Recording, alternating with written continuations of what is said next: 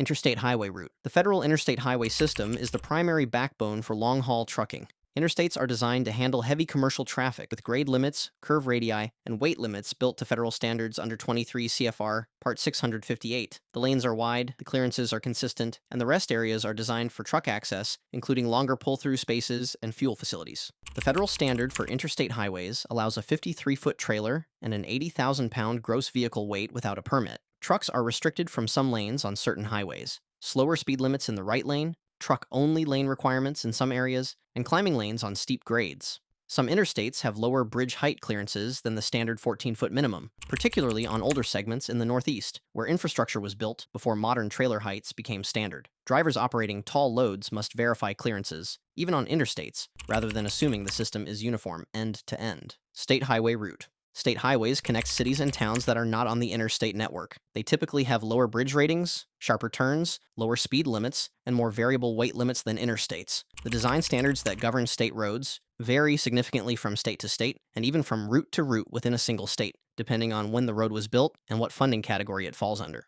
Many state routes that are legal for a 5-axle combination at 80,000 pounds still have restrictions on specific segments. Older bridges with lower posted limits, weight-restricted spring thaw postings in northern states, or road segments with lower posted height clearances. Drivers who run state routes regularly learn the specific problem points on their corridors. Drivers new to a route cannot rely on the state highway designation alone as confirmation that the full route is open to their configuration. Urban delivery route. Urban delivery routes are in a different category entirely. The driver is navigating tight streets, low bridges, utility lines, narrow turns, time windows, and pedestrian environments simultaneously. Add to this the reality that urban road geometry was often established long before modern combination vehicles existed. Streets platted in the 19th century are now expected to handle 53-foot trailers making deliveries to businesses on narrow commercial blocks. Low clearance bridges are the most dangerous and most expensive urban routing mistake. Bridges in urban areas are often 10 to 12 feet in clearance, rather than 13 feet 6 inches.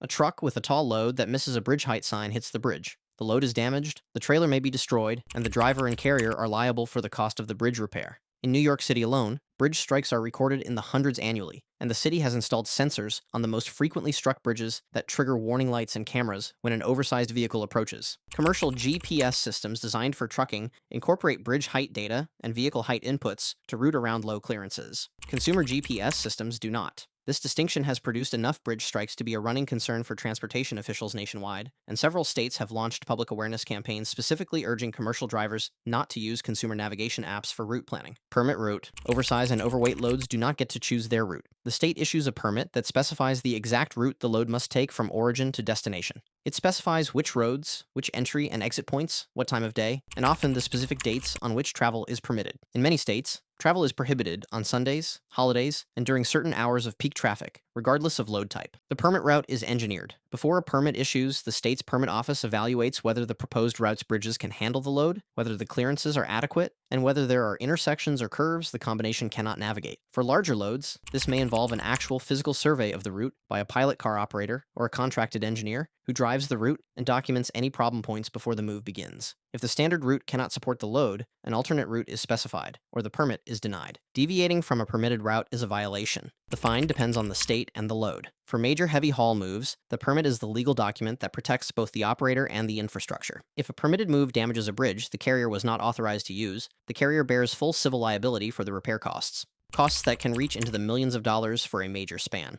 Hazmat route. Hazardous materials routing is governed by federal regulation in 49 CFR Part 397. Certain categories of hazmat, explosives, Class 1.1, 1.2, and 1.3, radioactive materials, and certain quantity shipments of other hazardous materials are restricted to federal preferred highway routes designated by the Federal Highway Administration and the Pipeline and Hazardous Materials Safety Administration. States may petition to have alternate routes designated, but those alternate routes must go through a formal federal approval process. These preferred routes are specifically designated to avoid dense population areas, tunnels, bridges with hazmat restrictions, and areas where an incident would have catastrophic consequences. Many tunnels in major cities prohibit hazmat loads entirely. The Lincoln Tunnel in New York, the Fort McHenry Tunnel in Baltimore, the Eisenhower Tunnel in Colorado for certain hazmat categories. Carriers must know which tunnels on their route impose hazmat restrictions and plan accordingly, because there is no after-the-fact correction once a hazmat load is stopped at a tunnel entrance. Carriers must also pre-notify certain receiving states when transporting radioactive materials above specific quantities. and some states require advance notice for explosives shipments as well. The paperwork and planning for a sensitive hazmat move can exceed the planning for an oversized load, and the penalties for non-compliance, including potential federal criminal charges for willful violations, are correspondingly severe. Weight-restricted route. Not every road that physically fits a truck is rated to carry a truck. Posted weight limits on bridges and local roads set lower legal maximums than the federal 80,000-pound gross vehicle weight limit.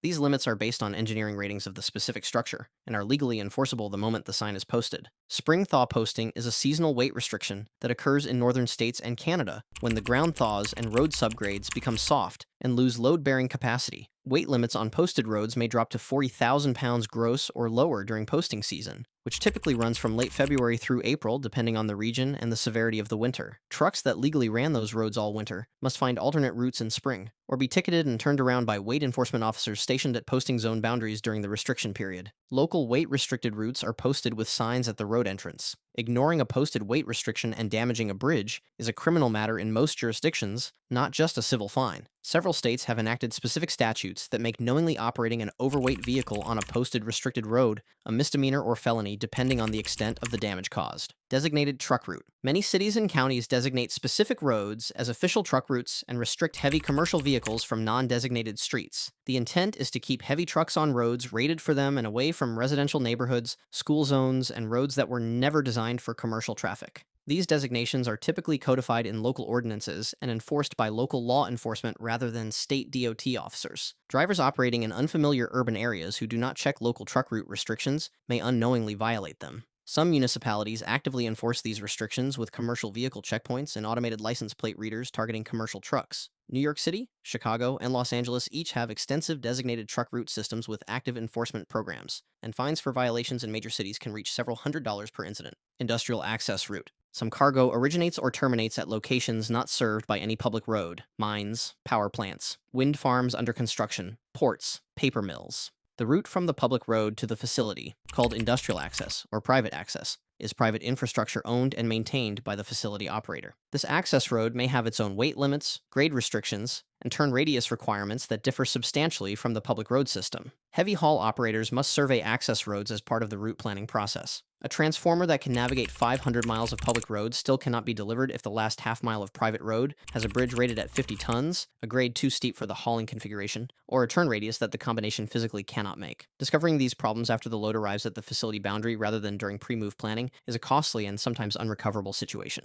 The route a truck takes is the result of a calculation: legal limits, infrastructure ratings, time windows, delivery requirements, and sometimes years of accumulated operator knowledge about which roads work and which roads kill loads or end careers. The interstate for the dry van that just needs to move freight between two cities, the permit route for the 300-ton transformer that needs 3 months of planning and a road closed at midnight, the hazmat route that skips the tunnel where a fire would be uncontainable, the designated truck route through an urban grid that keeps a 40-ton combination away from the residential street with the century-old bridge. Every mile of every route is the answer to a question someone asked about whether it was safe and legal to go that way. The operators who ask that question before the move starts are the ones who do not end up in the news.